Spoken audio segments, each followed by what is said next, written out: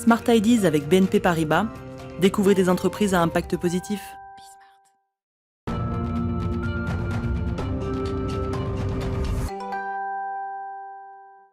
Smart Ideas et la bonne idée du jour est signée Quentin Raguetli. Bonjour. Bonjour Thomas. Bienvenue, vous êtes le Merci. président de Mascara Renewable Water. Vous avez breveté un procédé innovant appelé Osmosun. De quoi s'agit-il ?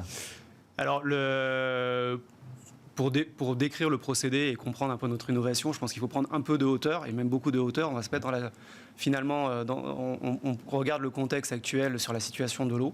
On parle d'une crise de l'eau à venir qui va être de plus en plus importante, avec une partie de l'humanité, presque la moitié, qui aura un accès difficile à l'eau. Et si on prend de la hauteur et qu'on se met à la place de Thomas Pesquet dans la station spatiale, on regarde la Terre et elle est bleue. Donc on se dit qu'il va y avoir une crise de l'eau et en même temps, la planète, elle est pleine d'eau. Seulement 97% de cette eau, c'est de l'eau salée. Et donc, si on veut sortir de cette crise de l'eau, une partie de la solution, ça sera de dessaler l'eau de mer pour avoir des gisements autres que les ressources actuelles qui sont en surexploitation et polluées. Et alors, vous avez combiné deux technologies qui existaient déjà d'une certaine façon. D'un côté, comment on dessalinise l'eau ? Oui, on dessale. On dessale. Comment on dessale l'eau ? Alors ça s'appelle comment ?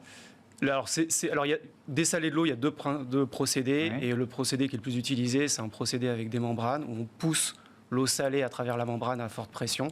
Et en fait, d'un côté de la membrane sort que l'eau douce. Et un jus sursalé sort de l'autre côté. De l'autre, il y a l'énergie solaire. Ça, on connaît, mais c'était compliqué de combiner les deux. Pourquoi ?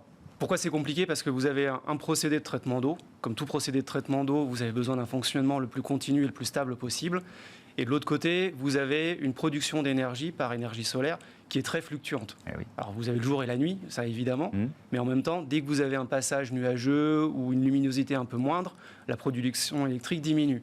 Et vous devez associer, finalement, imaginez que vous connectiez directement votre aspirateur sur des panneaux solaires, et d'un seul coup, il va s'accélérer, il va ralentir, il va s'accélérer, il va ralentir.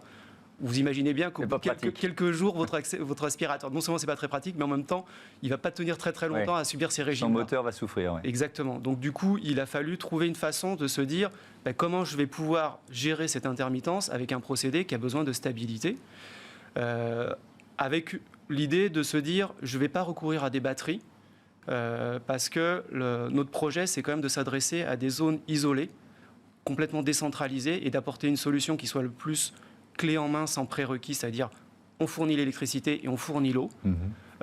Et si vous amenez des batteries, le coût devient plus cher parce que les batteries, ça coûte cher. Et en même temps, ça nécessite des remplacements qui sont difficiles dans les lieux isolés. Et si c'était... la démarche est quand même environnementale. Si c'était pour avoir des batteries qui finissent sur le bord de la route, ça n'a pas beaucoup d'intérêt. Donc on a cherché comment justement pouvoir brancher directement ces panneaux solaires avec ce procédé. Beaucoup de travail, beaucoup de réflexion. On a trouvé... Et donc c'est ce que vous avez breveté, on va avec Osmosun. Qui sont vos clients ?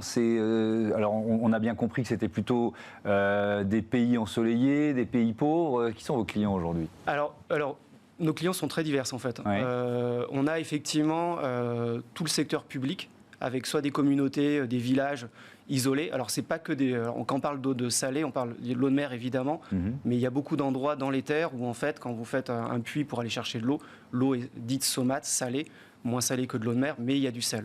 Donc, on travaille beaucoup avec des villages, effectivement, ou des communautés insulaires, dans le Pacifique, en Asie du Sud-Est, dans l'océan Indien, en Afrique. On est présent quasiment sur tous les continents. Avec des capacités, on va de la taille d'un village à des villes, de petites villes de plusieurs dizaines de milliers d'habitants. Et avec aussi des hôtels, j'ai vu parmi vos clients. Il nous reste une minute, je voudrais quand même consacrer cette minute à ça, pour dire que l'accès à l'eau potable, c'est un levier de progrès, un levier de progrès social, un levier de croissance, c'est très important. C'est même la clé, en fait. Amener de l'eau juste pour boire, c'est gérer de l'urgence. Mais gérer de l'urgence pour que ça soit soutenable, il faut en même temps que cette eau qui arrive ne soit pas que pour assurer les 2 litres d'eau que les personnes vont boire, mais finalement assurer les 50 litres déclarés par l'OMS qui est nécessaire pour assurer une vie décente pour les populations.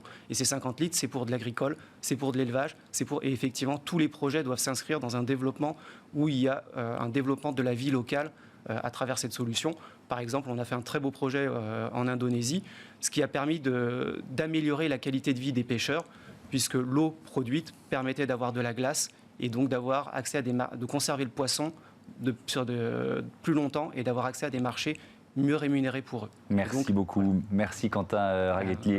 Et longue vie, bon vent à votre brevet et à votre procédé Osmosun. Voilà, c'est Mascara Renewable Water, le nom de votre entreprise. C'est la fin de cette émission. Je vous dis à demain, enfin plutôt à la semaine prochaine, à lundi, 9h, midi, 20h30 sur Bismart. Salut.